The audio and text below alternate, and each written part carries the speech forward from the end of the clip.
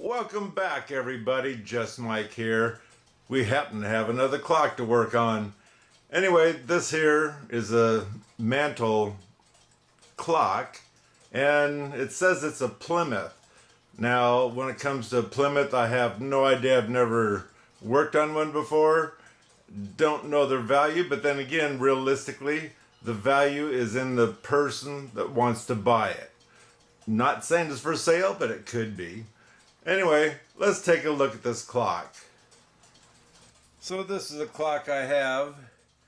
What makes this nice compared to other ones that I've worked on, not the Plymouth, but other of these mantel clocks, this has a white dial. I don't know about the younger people, but for the older people, this is much easier to see compared to the other clock that has the wood all the way around, and in gold the numbers are. You have to be right on top of the clock or have the light just right to be able to actually tell the time. So anyway, this does have the, I'm going to call it aluminum dial. It does have the fast and slow, so you can use the key on this end to adjust the speed of the clock if you're having a problem with it going too fast, too slow. And of course on the other end is the winder for both sides there. Now this clock does have a brass dial. I don't know if I can get that cleaned up or not because it's eaten clear in, but there's a good chance I should be able to do something with this. And then I'll go ahead and polish it and then wax it so it doesn't turn again, and let's hope for the best. It's missing, looks like some scratches, a little bit of finish messed up. I'm gonna guess this was in a garage sale because there was a sticker on here and it took some of the finish off. Now this clock, not knowing the age of it, but you can tell by looking along this edge here that there's plywood. Let me see if I can show it to you better. So there you can see the layers. Back in the old days, plywood was very expensive because they were just coming out making it, and so that's what made it so popular at the beginning. Now coming to the back side, this doesn't have a knob to open it, so I almost want to say this here might be a newer clock, or maybe the Plymouth brand didn't care. You just hook your thumb on there and pop it open. It does have the instructions on how to set up your clock and whatnot. It did come with a weight, and I'm gonna guess it was all painted gold at one time. I can't believe someone else would paint it then stick it in the clock. And as you saw, it came with the key. Don't know if this is original. There are no stamped in markings saying this came from Plymouth, but it very well could have because of the length and design of the key, which I would say was possibly older. So on this clock, I did hook the pendulum to it, and it will tick for about a minute or so and then it stops. And I did add some oil here just to see what it would do. And when it came to the gong, or I guess it's a gong, it's two rods in there. Anyway, it would start to turn, and before it could finish turning to ramp this up, it would stop. I got to start going again, but then it would stop. And I was only seeing if the clock would even do that, because I still plan on taking this movement out, taking it apart, cleaning it, and getting it back into the case. And when it comes to the case, the most I'm going to do is clean it up. I'll look at it, but I might use some of that scratch cover on here, and then after that all soaks in, dries, whatever, I'll go ahead and wax this with the Howard feed and wax that I have, just to help seal it, help keep the finish from, if it will, keep it from cracking, because the wood shouldn't be moving because it does soak through the finish and help protect the wood, I guess we'll say. There's a few, as usual on almost any clock, they do have a little paint splatters on here, but not as bad as I've seen. Anyway, let me get this clock turned around and we'll take off the hands so we can go ahead and take the movement out the back.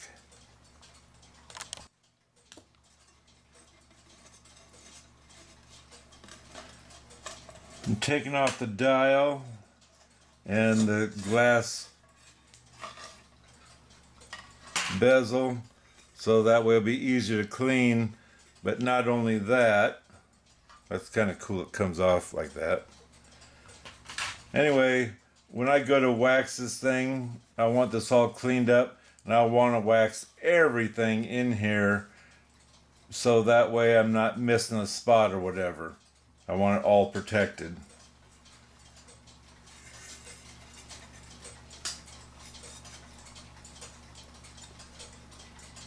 So that's what it looks like now. We'll see what it looks like later.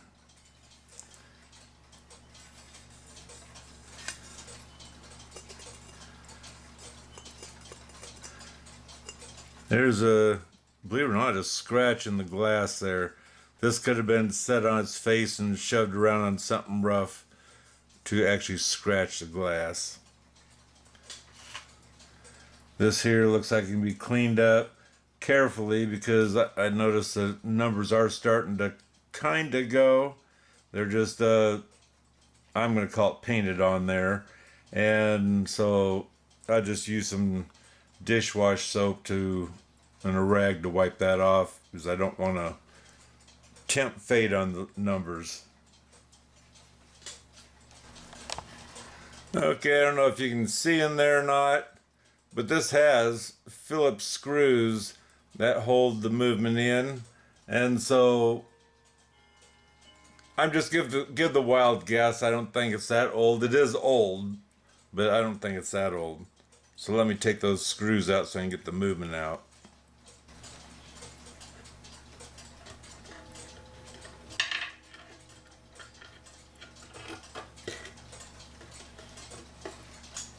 We'll set that aside.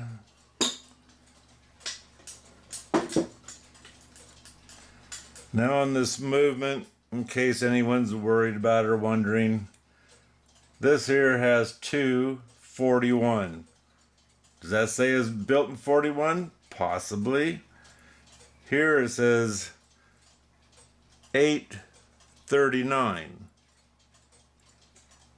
Was it built in 839? Possibly. I have no idea. There's another number over here, 4506.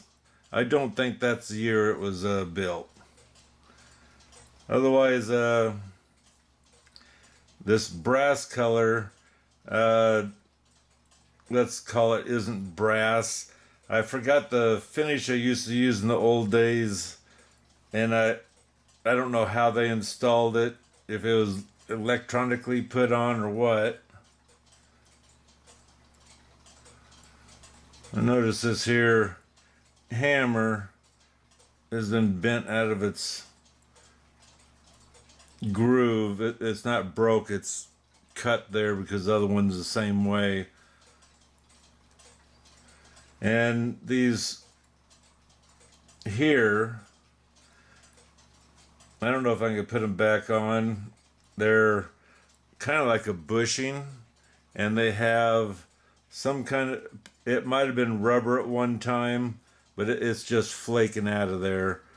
So I'm gonna probably take these out, but I'll probably measure in here because I might still have to add some washers to build up so this here, so the hands don't hit the glass. This one here is full. I'm going to say it was rubber on both sides, but otherwise, and you touch it and it just starts breaking again. So, and This is what it looks like on this side. Like I say, to me, it looks like it has some newer components to this compared to the really old ones. But then again, I could be wrong. I'm awful at dating these things. I just happened to look online and saw that this is a 1940 mantel clock. And also says that this was Seth Thomas had this clock built. So I already went around and took my pictures. Because the nuts are on this side, I held the clock this way taking my pictures. Now, to show you the things that to me are odd, because I'm not used to working on these clocks, right here is the adjuster to adjust the speed of slowing down the pendulum or speeding it up. It comes across, and what it does, it moves this here. It looks like it's, I don't know if it's really been welded on, but there just could be rust. Yeah, it's not welded on. It looks like this here is spring loaded and it can't be adjusted anymore because it's probably meant to be clear inside this groove here. And someone just kept turning it and turning it. Let me get the key. Let's bring it back. Okay, this is adjusted so far out I had to pull this rod back until the thread started to hit. So now it can be brought back into place, which makes more sense. Like I say, I just got this clock, so I don't know what has happened to it. And by the looks of it, they were turning it faster and faster, because the way I'm turning it right now is to slow it down. They were turning it the other way to get it faster because this thing was freezing up and not running instead of having it cleaned. I'm going to go ahead and take this off because I don't want to break the spring here that operates the pendulum. And when I do, this spring is going to come off one way or another. Surprisingly, these come off so far, coming off pretty easy. Some of these have been on there for so long, or they've really tightened it on there. Sometimes you can't even get those things off of there. So now that that's undone, I should be able to take this whole thing out. Well, let me move this spring out of the way.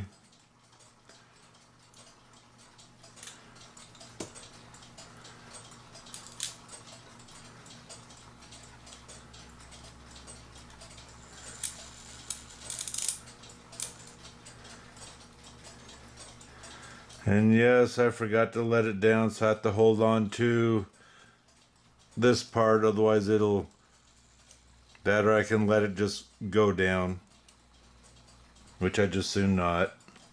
I also plan on putting a zip tie on these two here in order to get them out of here. Now for this rod, I have to finish taking it out in order to get this piece out. Shove it back through the hole so I can use a key on it.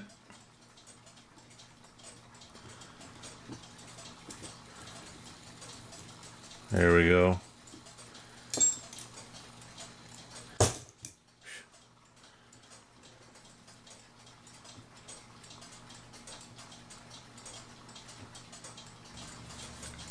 So another odd thing I found, how do you get these levers out when there's nothing here that you can take out?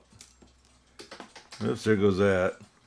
And what they've done is they have these I'm going to call them a split washer, and you'll have to take the washer and split it open, and there's a chance, I'll take a look, there's a chance I can use E-clips on here instead, but there's one there, there's one there. This one here has one clear inside here. I took the split washer off. I just opened it up on that end. It was on top of here. Took that off, and I also took the count wheel off. And at the moment, I'm kind of letting it run down. I'm still gonna release this by starting to wind it up and pull the trigger back. Let me see which one fits here. That fits pretty good. Oh, and before I do that, because I don't want to damage that either, I'm going to take these two screws out so we can get these off so I don't damage them either. So this has a keeper on here, and it's been smashed flat on the end, so we're not going to worry about that. I'm going to open this up a little bit so I can release this to get it out.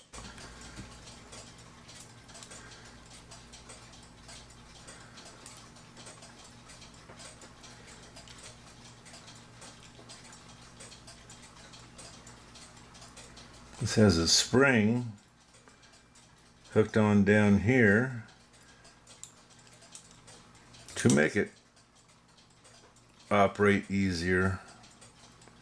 So I have to make sure to get a picture of that because you know it's going to fall off. And let's see here.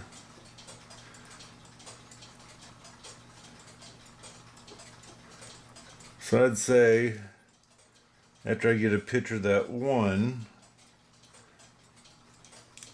we're ready to take this thing apart. So we have one last nut to take off.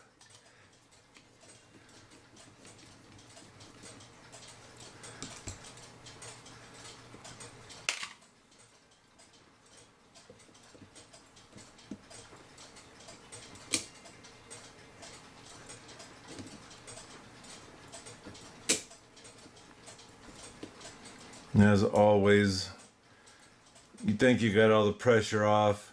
You can hear the gear spin a little bit in there.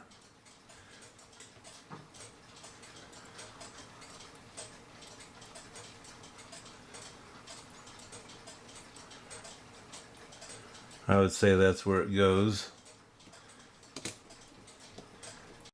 This is actually upside down, but because the screws are on this side is why I decided to take it apart this way.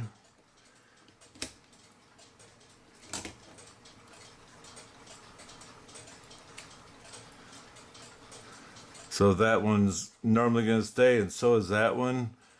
That's pressure fitted on. I could take it off. I'm not gonna. It looks like they got a new bushing in there. This does feel a little bit dirty. I don't see the sand, but it feels sandy to me. Oops, don't want to lose that. And this here also has one of those washers on the shaft. The way to get them out is to put a small screwdriver right where the split is and wiggle a little bit, then take a normal screwdriver and just start pushing it, and it'll spread around the shaft. I don't plan taking that out because I'm not going to take out this. This here is usually pressure fitted. Oh, that dirt coming out of there.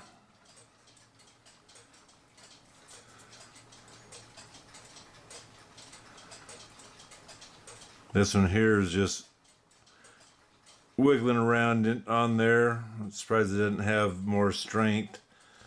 I don't see anything that's going to hold it tight. But like I say, this is usually pressure fitted, and you could probably slide it off of there, but like I say, I see no reason why I want it off of there. So let me get those gears back into place, and then we'll take a picture of that.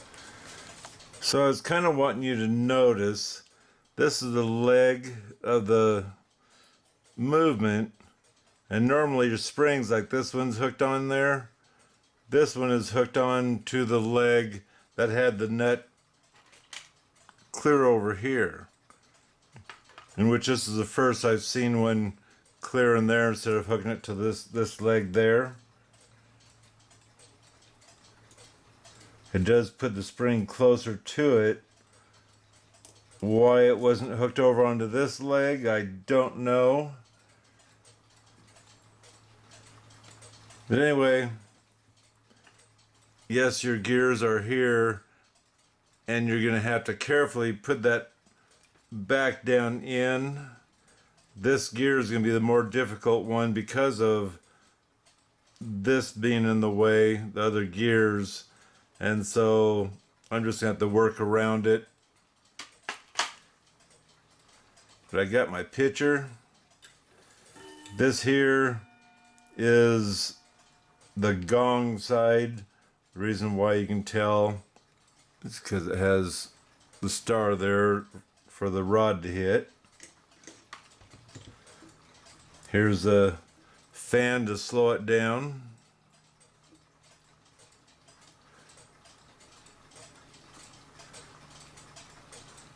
There's the warning pin. And the warning pin, when it's getting ready to gong, it'll spin around just so far and stop, usually about half. It goes from one lever that releases it to another lever that will stop it until it's the actual time for it to go. And as soon as the minute hand is on the even hour or half hour, I'm not sure if this one rings on the half hour, it probably does. But anyway, then it'll release, and then it'll just freeze spin until the lever drops down saying, okay, you've counted enough, time to shut off.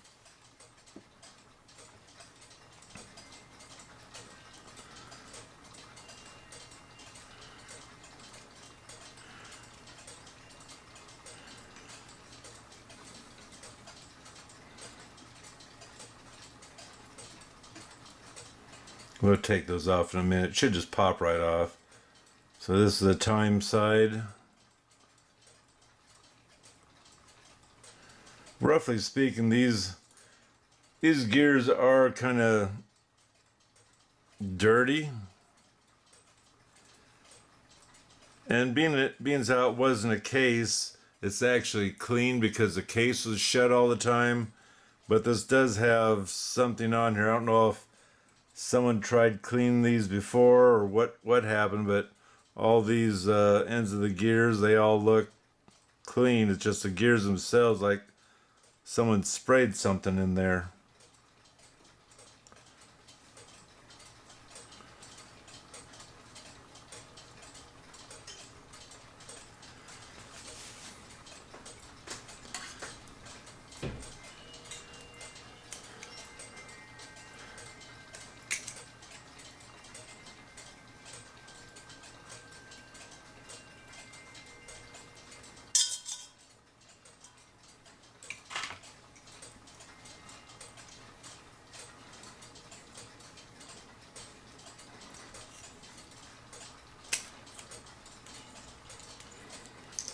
I have a feeling this here probably could go over here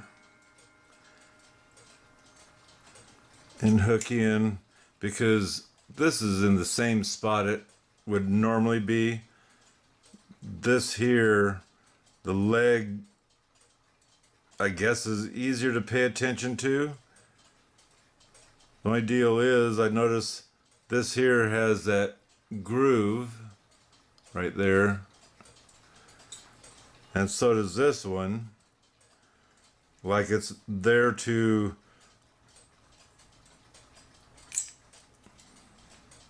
hold the spring from going down any further than what it is already.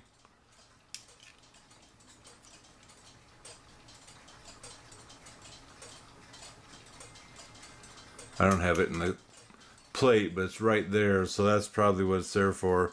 So we're going to hook it back where they had it. So I've got all these cleaned in the movement cleaner, and after that you want to wash your movement cleaner off. So I use Dawn dishwash soap and the wife's toothbrush in order to scrub these better than what possibly they could have been or would have been. And the next step, these here, I've given them a polish with a little bit of wax. It doesn't matter if you polish and wax them or not, because you're not ever going to see this movement. But it's nice still to take a toothpick in each one of these pivot holes, so that way you can get out the crud that wouldn't come out in the movement cleaner. You just go through each one of these, including the big ones, circle it around, whatever. Once you're done doing that, flip it over and do the same on this side. Get yourself a new toothpick if you didn't already get a new one for each side, and do your other plate over there. And it also doesn't hurt. Oh, by the way, you notice those gears in there, the little wires. That also gives you a hint that this was an older clock, because your newer clocks, you will not find that in there. And while you have this here, doesn't hurt to look inside there, see if you need to run a toothpick through to clean stuff out that didn't come clean originally. So on this movement, we have new bushings that have been put in here before I got this clock. You have all those, and over on this one you have pretty much all of these that have been rebushed. And I'm hoping that this clock was well loved originally, is why those bushings are in there, because it was used quite a bit and they wanted to keep their clock running. There's no guarantee that you might have had a crooked clocksmith that would put the bushings in and charge a person extra. And that's what's good about knowing how to work on your own clock, is you know what that clock needs. And not knocking the people that work on clocks, but it's no worse than going to a automotive mechanic, the dentist. You can't know everything, and so you're usually putting your trust into them. So these have got zip ties on and you want to clean them. I wear gloves. And what you're going to do is you're going to flip this off of here and just kind of hold the spring together and then slowly let it pop out.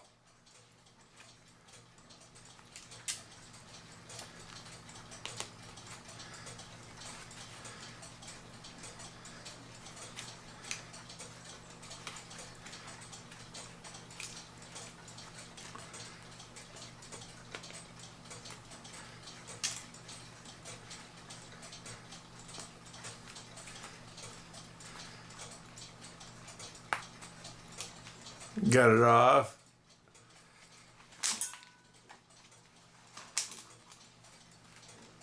There you go. And now you can twist that out, hold on to this, and look to see which way it's put on there. Should be off now. Getting to come out though.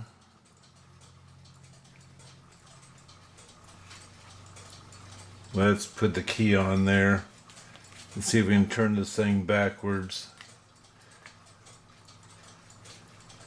Holding on to the spring. There we go.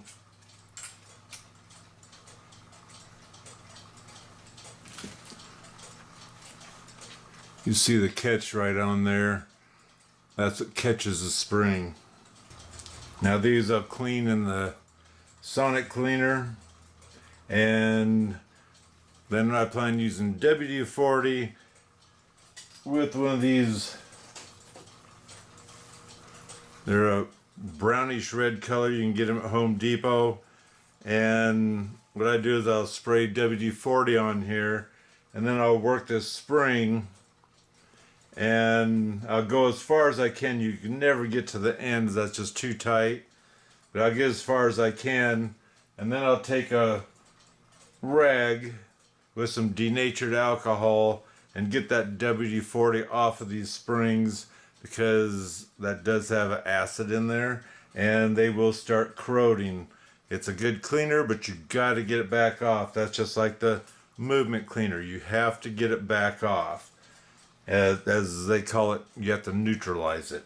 Once that's done, I get these springs on, back onto these, and I'll put them into the movement, wind them up until I can get, which I'll loosen these back up, or you can just leave them like that, but you have to have it inside there. Wind them up, get it back on, cinch it up, and then again you'll have to, like I did here, release the clicker so that way you can put the pressure back onto this zip tie. Once you have that done, then you can remove these, get all these gears back into your frames of the movement, and once the gears are in, you can set these in there, put it back together, nuts and all, and you should be good to go. So I'm not trying to be a private eye or anything, but these springs are blue, and normally blue springs tells you that someone put 2 new springs in here.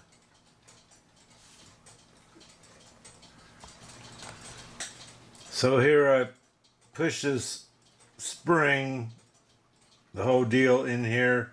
I have 3 nuts on, and let's see, the clicker is on now, and so I should be able to wind this up enough, plenty enough to get my zip tie on. Well, the clicker's not going to make any difference, in so many words, because there's nothing to hold it. So this is going to be, let's call it a little trickier. Just don't let this thing go, because it'll eat your fingers.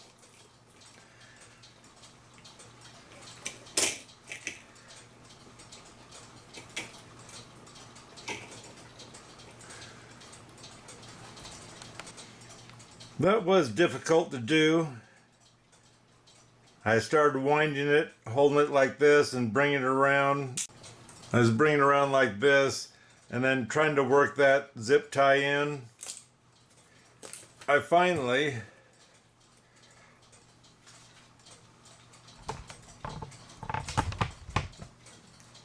stuck a screwdriver in here, because your hand can only hold this just so long. Then I use the screwdriver to finish winding this thing up. And now I don't need it wound up because it's all cotton there.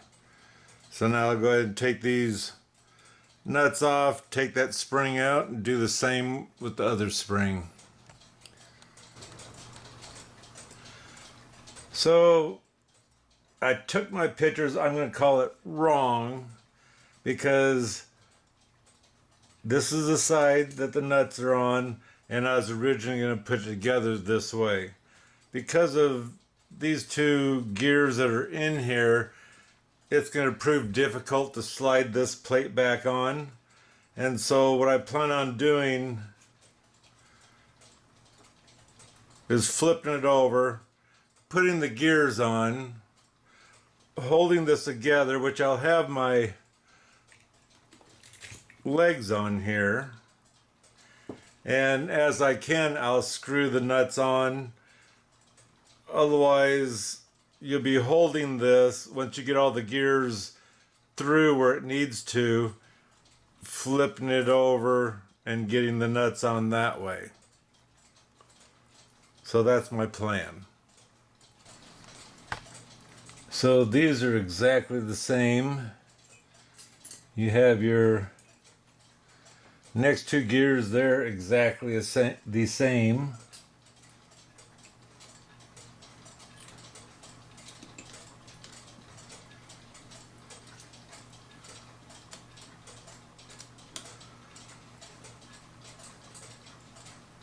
I'm not going to say, I'm kind of doing this backwards. Okay, I got this together. It almost hurt my brain looking at the pictures and trying to reverse everything. And I can't spin anything until I get my plate on and see how that works out. I got the hammers hooked on, and I thought I messed up. And originally I did. These two holes here will match up with that, but then this wire is not long enough. This here has a hole in it so you can oil the mainspring there. And then of course these here just, they have their own hole, no mess up compared to here. So these two pieces go together, as you remember. And according to my pictures, it looks like it fits. Oops, come back here. Like this.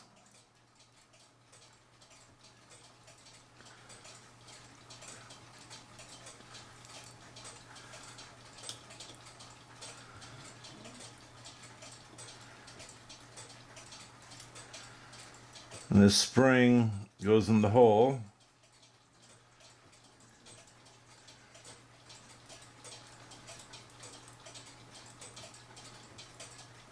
And we're going to try an E-clip on here compared to the wires that were there.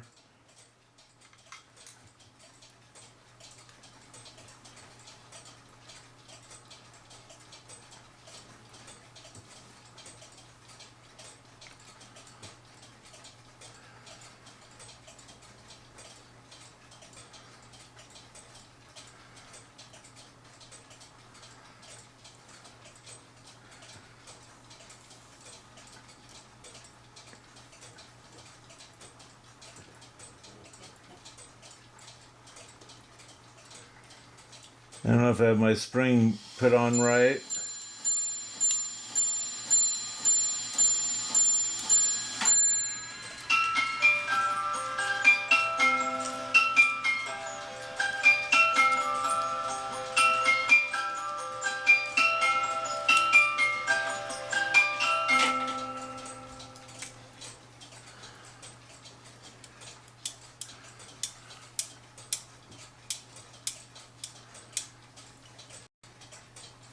Well, it stops, and we'll call it the Pac-Man gear, it's up high enough it's not touching, so at the moment I'm going to say that looks good. Anyway, let me get these clips on so they don't fall out on me. So I've got the snail on and everything. On this clock, it has a spring on the side here that is lifting up on this.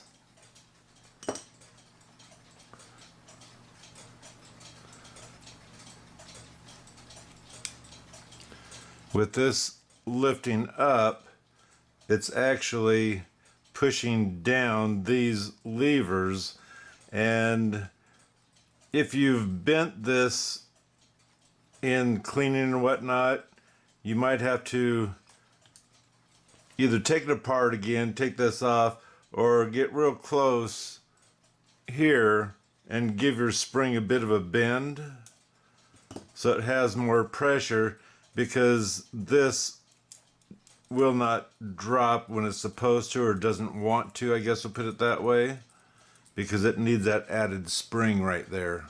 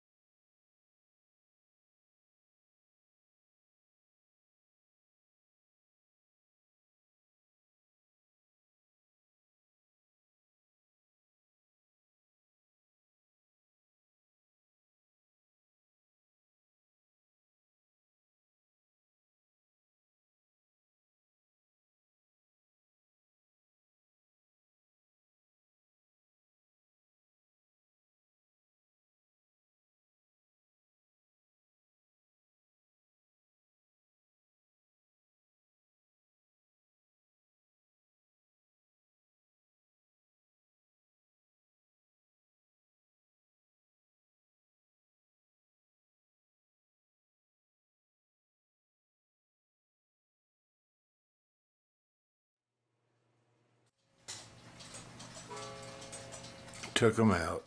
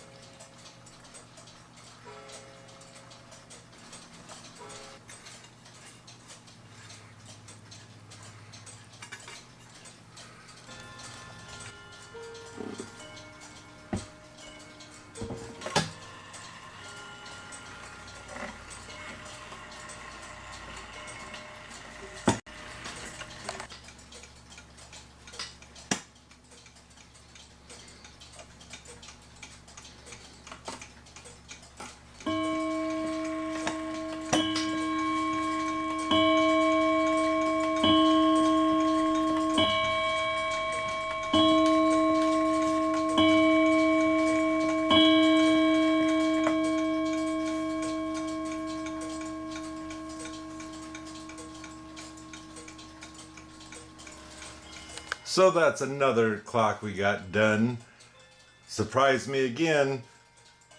Plymouth clock, and it's actually Seth Thomas that made the clock, my understanding. Anyway, you learn something new every day. Thanks for stopping by. Don't forget to subscribe because it's free. And if you enjoyed this, give me a good thumbs up. I'd appreciate it. Until next time, God bless.